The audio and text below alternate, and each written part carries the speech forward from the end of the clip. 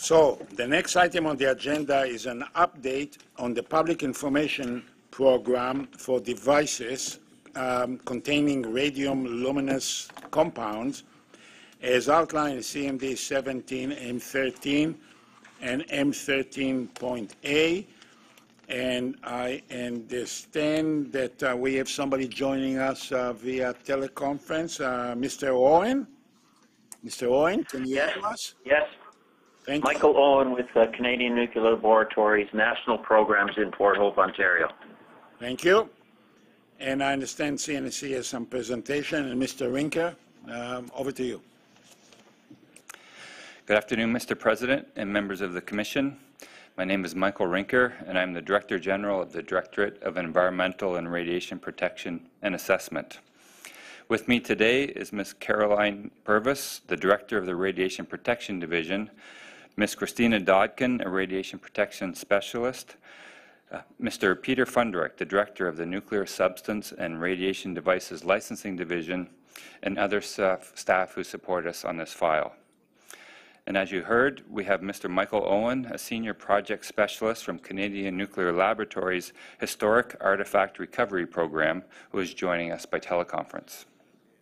We are here today to provide an update to the Commission on the Public Information Program for devices containing radium luminous compounds as detailed in Commission Member Document 17 M13.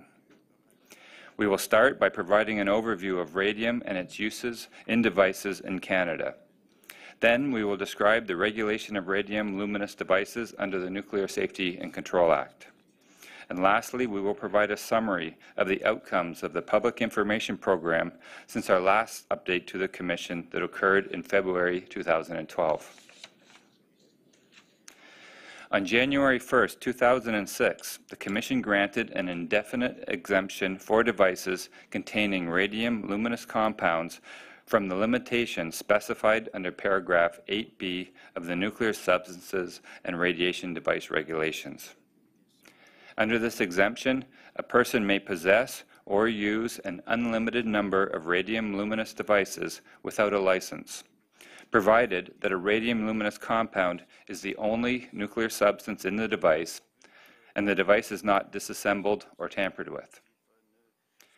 As part of its decision, the Commission requested that CNSC staff present periodic reports on any issues related to the licensing exemption, including information with respect to the success of the Public Information Program developed to support the exemption.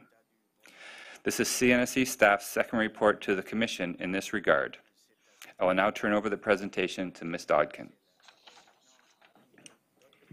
Good afternoon. My name is Christina Dodkin, and I am a Radiation Protection Specialist with the CNSC. It is my pleasure to be providing the Commission with this second update on the CNSC's Public Information Program for devices containing radium luminous compounds. I'll first be providing an overview of the radioactive nuclear substance radium. Radium is a naturally occurring radioactive element, and it is a decay product of uranium-238. Radium exists in nature mainly as radium-226, although several additional isotopes are present. Radium was first discovered in 1898 by Marie and Pierre Curie, and pictured on this slide is Marie Curie in her laboratory in 1905. Being radioactive, radium is unstable and emits energy in the form of radiation through the process of radioactive decay. Radioactive decay is best described using the term half-life, which is the amount of time required for half of a nuclear substance to decay. Radium-226 has an extremely long half-life of 1,600 years, which means that radium will remain radioactive for many years. Soon after radium was discovered, it was greatly exploited.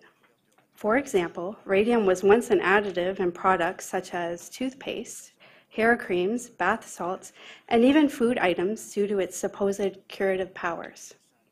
Early on, it was found that mixing radium with a phosphor resulted in a compound that self-luminesces, or glows in the dark. This compound was developed into a paint and was quickly employed around 1910 to paint military items and timepiece dials, in particular during both the World Wars. In Canada, the use of radium luminous paint was widespread, beginning around 1930 until the late 1960s. We refer to a device which contains a radium luminous compound in paint as a radium luminous device, or an RLD.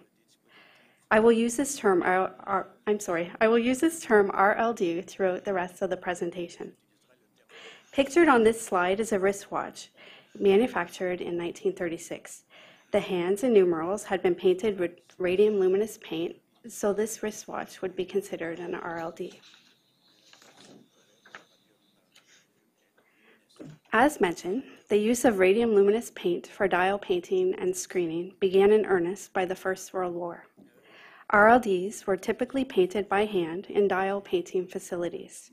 In order to paint fine lines, the young women who were employed as dial painters pointed the brushes in their mouths.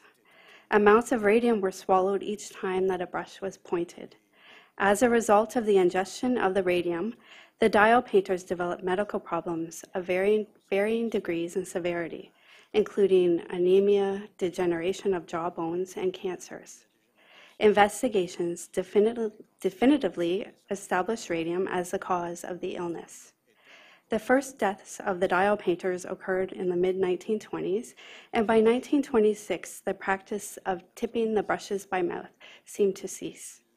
This tragedy resulted in an awareness of the need for radiation protection controls when handling radium.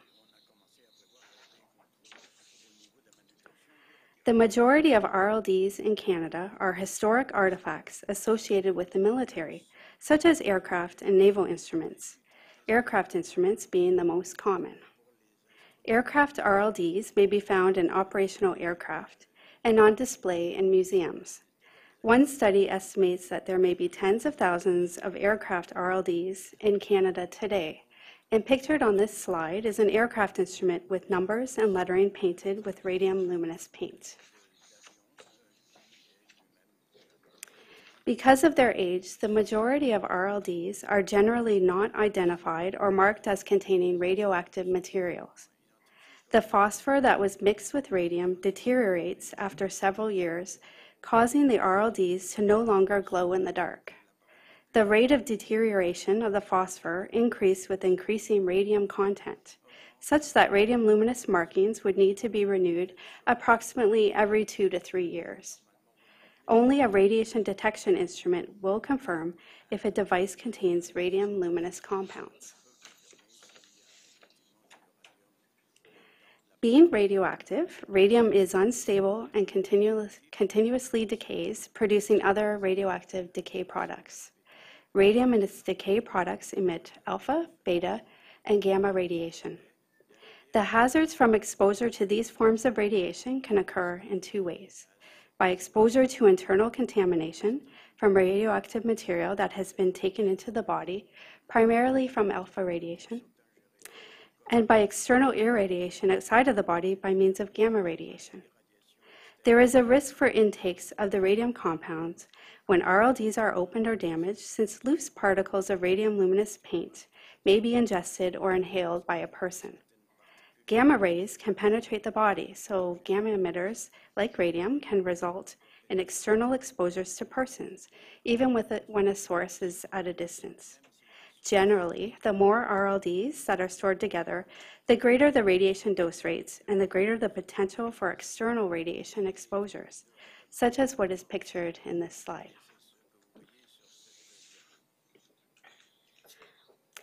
Under the former Atomic Energy Control Act, licensing was not required for RLDs.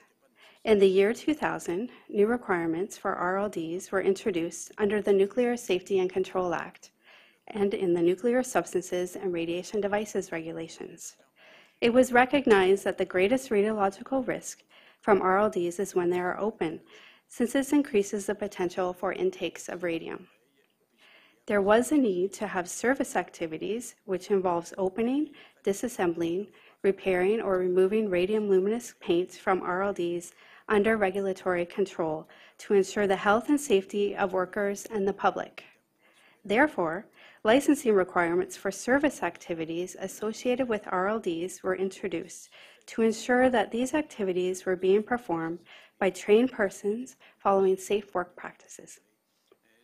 Controls over disposal of RLDs were also introduced, since RLDs are not permitted to enter into regular municipal waste streams. RLDs must be transferred to a CNSC licensed radioactive waste management facility for disposal. Licensing requirements were also introduced for the possession and use of more than 10 intact RLDs, which was based at the time on the average number of RLDs found in a typical aircraft instrument panel. This particular requirement was meant to target situations where many RLDs may be found in one location, such as in an aviation museum or aircraft repair shop. Soon after the new requirements came into force, CNSC staff recognized that there was a need to ensure that the regulation of the possession and use of intact RLDs reflected the risk-informed approach of the CNSC. In reviewing the regulatory strategy, it was determined that the underlying basis for the decision to use the criteria of 10 RLDs for requiring a license to possess and use radium luminous compounds needed further analysis. The number 10, which was based on an average number of RLDs in an aircraft instrument panel, did not necessarily reflect the potential for radiological risks to persons. For example, the radium luminous paints were manufactured with varying concentrations of radium salts, such that there are extreme variabilities in the amount of radium contained between RLDs. This variability has a direct bearing on the associated radiological risk of a given device, and for that matter, a grouping of 10 or more devices. In addition, it was evident that many private citizens who had devices with radium luminous compounds would not necessarily be aware and may not meet all requirements under the regulations for holding a license. Beginning in 2001 and up to 2005, the Commission granted a temporary exemption to licensing the possession and use of more than 10 RLDs. During this period of the temporary exemption, CNSC staff conducted a radiological risk assessment to determine the radiological risk to persons associated with the simple possession and use of RLDs. The radiological risk assessment took into account information gathered by CNSC staff from studies, site visits, and consultations with stakeholders. Notably, a study was conducted in 2003 by a consultant with the objective of determining the scope and distribution of RLDs in the public domain in Canada. With this information, CNSC staff assessed the radiological risks associated with simple possession and use of intact RLDs to determine the likelihood of a person to receive a radiation dose above the regulatory public dose limit of 1 millisievert per year. Stakeholder groups assessed were those with private collections of RLDs, aircraft maintenance crews, commercial and private aircraft operators, museums, Royal Canadian Legions, and flight training schools. The results of the radiological risk assessment demonstrated that simple possession and use of intact RLDs is a low-risk activity. It confirmed that it was unlikely that members of the public would exceed the regulatory public dose limit of 1 millisievert per year from simply possessing and using intact RLDs, especially if they were provided with guidance on the safe handling and display of their artifacts. The assessment also confirmed that there was a potential for elevated levels of gamma radiation, to develop when RLDs are stored or grouped together.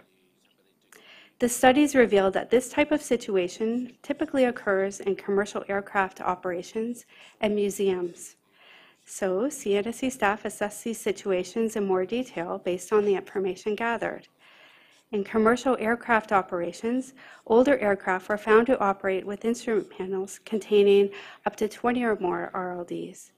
So CNSC staff examined conservative estimates of maximum flight hours for flight crews and the maximum radiation dose rates that were observed in cockpits, which revealed that radiation doses to aircraft operators would not exceed the regulatory annual public dose limit of 1 millisievert. In museums, RLDs may be stored or displayed together. The studies revealed that overall there is a good level of radiation safety awareness and safe handling practices in place in museums, such as limiting public access to displays and configuring storage areas to limit radiation exposures to persons. The assessment also confirmed what was already well known. The greatest radiological risks are when RLDs are opened, since this increases the potential for intakes of radium. This situation was already addressed through requirements for licensing by the CNSC to ensure that these activities are being conducted by trained and qualified persons who follow proper handling procedures.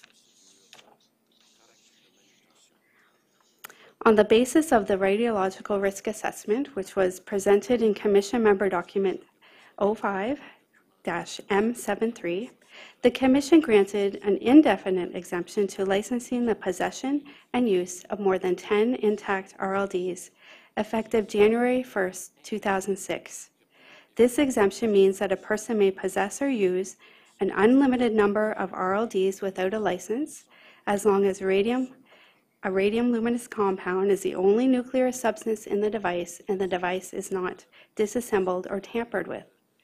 As part of their decision, the Commission requested that CNSC staff present periodic reports on any issues related to the license exemption for RLDs, including with respect to the success of the Public Information Program.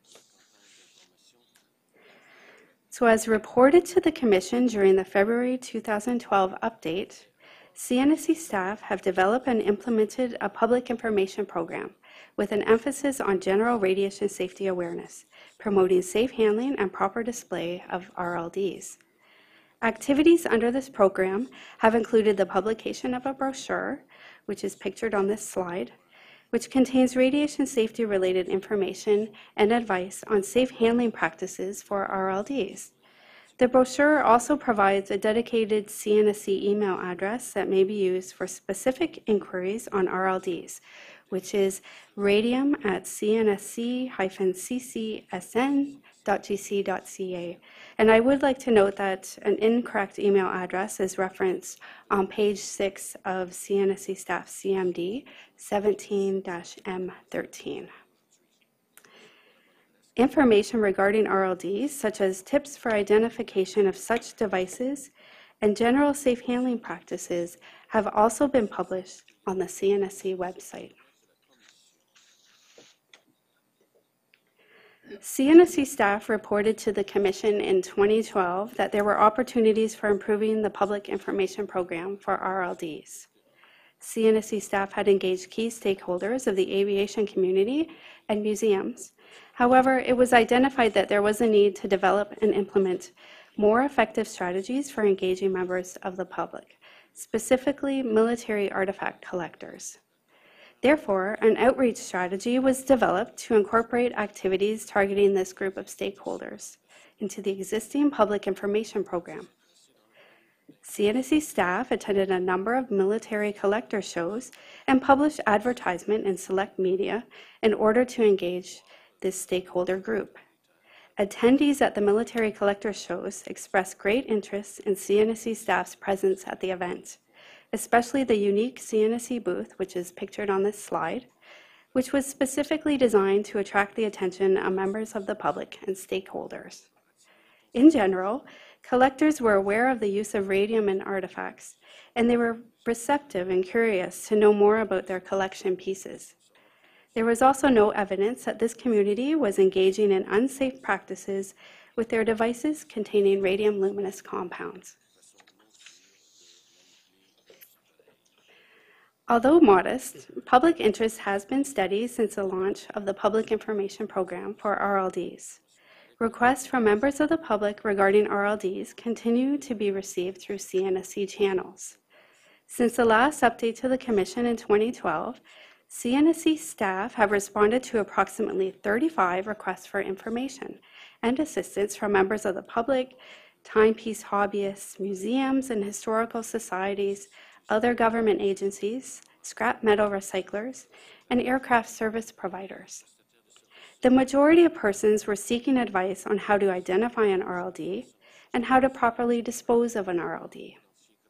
Dedicated web pages on the CNSC website continue to also be a valuable tool for disseminating information regarding RLDs. I would now like to provide an update to the Commission on the license exemption. Since the license exemption came into force in 2006, CNSC staff have not been made aware of any situation where there would be a potential for a member of the public to exceed the regulatory public dose limit of 1 millisievert per year due to the simple possession and use of RLDs. CNSC staff's radiological risk assessment, which supports the license exemption, remains valid. CNSC staff intend to pursue revisions to the nuclear substances and radiation devices regulations as it pertains to simple possession and use of RLDs when the regulations are reviewed in 2019. Additional resources available to the public include the Historic Artifacts Recovery Program, or the HARP, which is operated by Canadian Nuclear Laboratories' Low-Level Radioactive Waste Management Office. Under this program, the CNL provides technical advice to stakeholders and members of the public on the identification and management of radium, including historic RLDs found on public and private properties throughout Canada. CNSC staff have a collaborative relationship with the HARP and routinely disseminate information about the program to members of the public and stakeholders. This brings us to the end of our update. Experience to date has shown that the license exemption has not caused risk to the environment, the health and safety of persons, or national security. CNSC staff intend to pursue revisions to the nuclear substances and radiation devices regulations as it pertains to the simple possession and use of RLDs when the regulations are reviewed in 2019. The Public Information Program for RLDs has and will continue to meet the objectives of providing the public and stakeholders with assistance in identifying RLDs, as well as providing general information on radiation safety awareness and advice on how to safely handle RLDs. Based on the successful implementation of the Public Information Program, CNSC staff recommend that routine updates to the Commission on the status of the program be discontinued. Mr. President, members of the Commission, this concludes our presentation. CNSC staff are available to answer your questions. Thank you.